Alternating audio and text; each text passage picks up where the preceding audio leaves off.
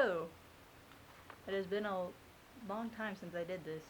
Still not comfortable talking in front of camera. Sorry. Last night I wrote 2.5 pages about Insidious. So when Insidious came out in 2010, I was 8. And I remember there was so much hype around it. I remember seeing the trailer and it gave me nightmares. And then after a school dance, I watched it with a group of friends, and boy, oh boy, was I let down big time. I recently watched it again because I wanted to write a review about it. I regret it.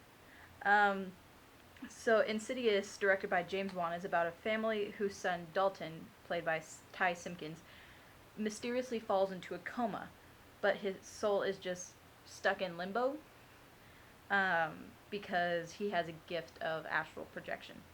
Anyone I have ever talked to about movies ever knows that I'm a big believer in soundtrack. I always say soundtrack makes or breaks a movie. This one broke it. Big time. So, horror movies typically have, all this scary, creepy music with, a really high-pitched violin and then, really low infrasound, and it makes it sound creepy. But this one it wasn't symphonic or rhythmic. It was just noise. And it was annoying and distracting to me.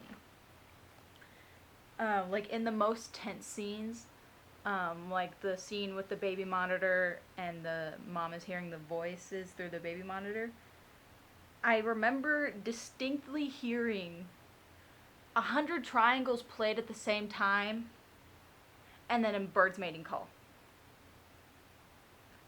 Just random noises in really tense scenes, and it was bad. I didn't like that because it didn't make it any more scary. It just was distracting and just annoying.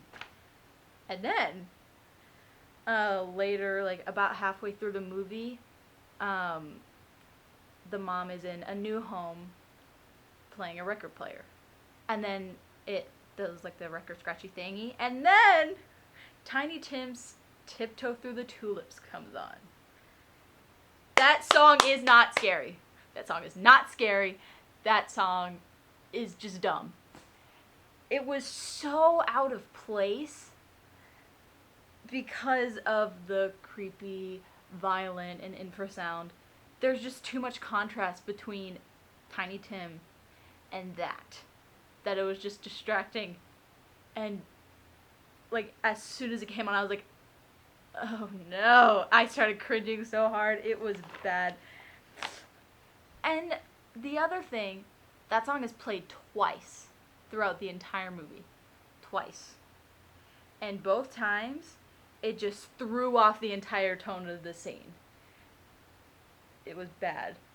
Another thing that really annoys me about this movie is characters. The characters. In a horror movie, any horror movie, each character has to have a function. And if it doesn't, that character shouldn't be in it at all. So in the beginning of the movie, you get introduced to Renee and Josh, and they have 3 kids. The eldest, which was Dalton, who went into the coma, he has a function. But the other 2 kids, they're both younger. They randomly disappear halfway through the movie because Renee sends them to live with their grandparents. And it's the characters, the 2 younger kids are so forgettable that when I rewatched it, I had no clue that they had 2 other kids. No clue.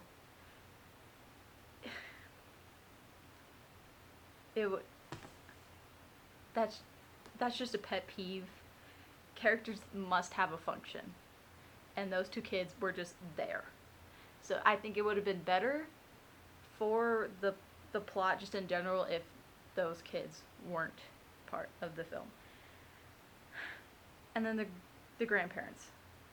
So halfway through the movie, the 2 younger kids are sent to live with their grandmother, which I'm pretty sure was Josh's mom.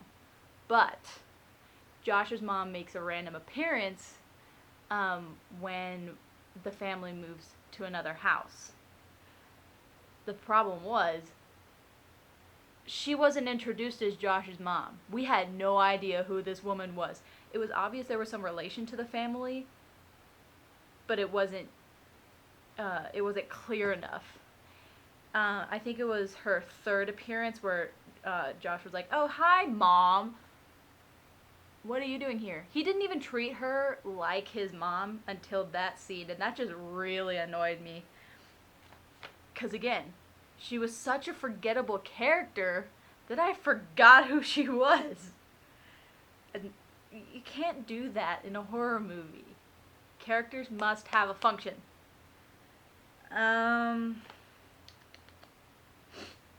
Oh, and then the other two characters that came in halfway through the movie, they worked with Elise, played by Lynn Shane. Oh, they're the two most annoying characters in the entire movie.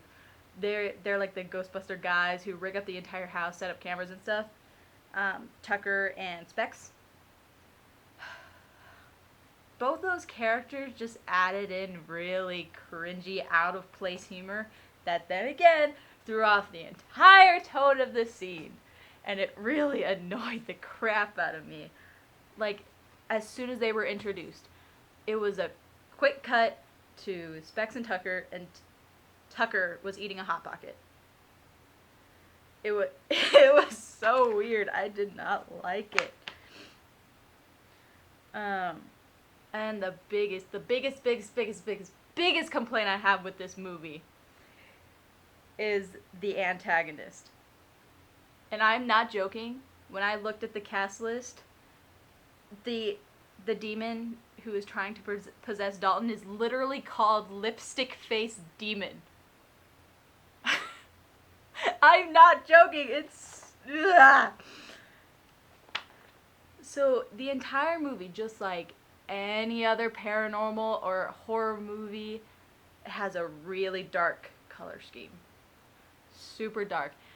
But the only thing that doesn't is this demon.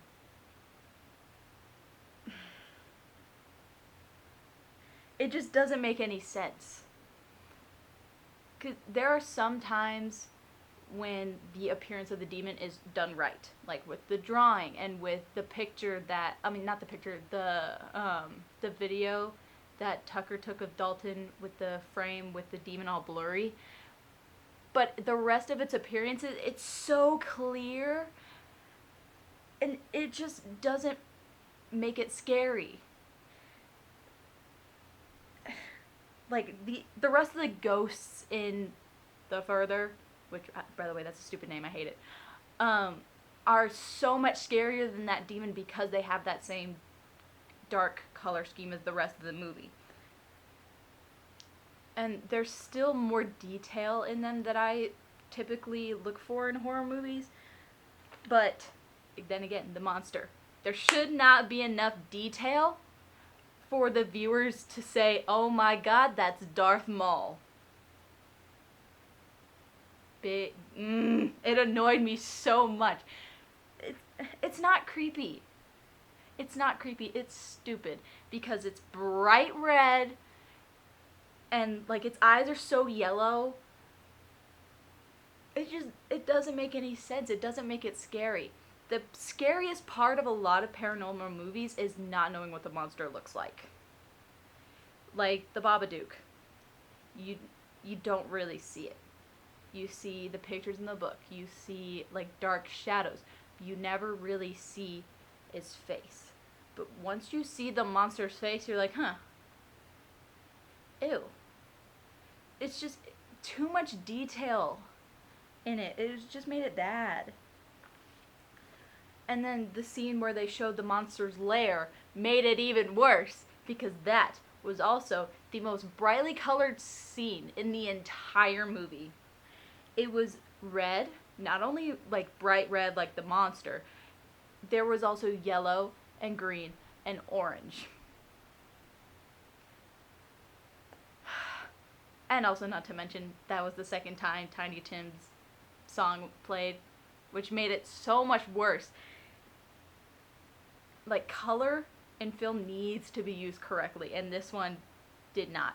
And it just made it such a pain to watch.